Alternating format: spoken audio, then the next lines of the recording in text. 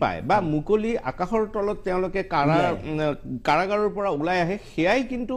আমাৰ গোচৰটোৰ শেষ পৰিণাম নহয় আৰু সেইখিনি আমাৰ সমাজত প্ৰতিক্ৰিয়া নিশ্চয়কৈ হয় যে মানুহ ভাবে যে দুৰ্দৰ্শ অপৰাধী তেওঁ জেলৰ পৰা কেনেকৈ জামিন পাই পেলাই মুকলি আকাশৰ তললৈ আহিল কিন্তু এটা কথা আমি জানিব লাগে আজি প্ৰাগ নিউজৰ ষ্টুডিঅ'ৰ মজিয়াৰ পৰা আমাৰ এটা বাৰ্তা থাকিল যে আমাৰ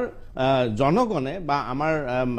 সমাজৰ মানুহখিনি সেয়া কোনো ধৰণে প্ৰতিক্ৰিয়া ব্যক্ত কৰিব নালাগে যে তেওঁলোকৰ কেছ শেষ হ'ল বা তেওঁলোকে কেছটোৰ পৰা গোচৰটোৰ পৰা মুক্তি পালে সেয়া নহয় সেয়া পাৰ্ট অফ দি ট্ৰায়েল যে এজন মানুহৰ যেতিয়া গোচৰৰ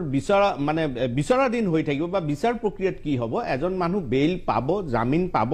আকৌ যদি সেই মানুহজন আজি প্ৰুভ হয় সেয়া যদি অপৰাধী বুলি তেওঁলোক দোষী বুলি সাব্যস্ত হয় আদালতৰ ট্ৰায়েলত বা বিচাৰ প্ৰক্ৰিয়াত নিশ্চয়কৈ তেওঁৰ শাস্তি পাবই আৰু সেয়া শাস্তি কাৰাগাৰৰ যিটো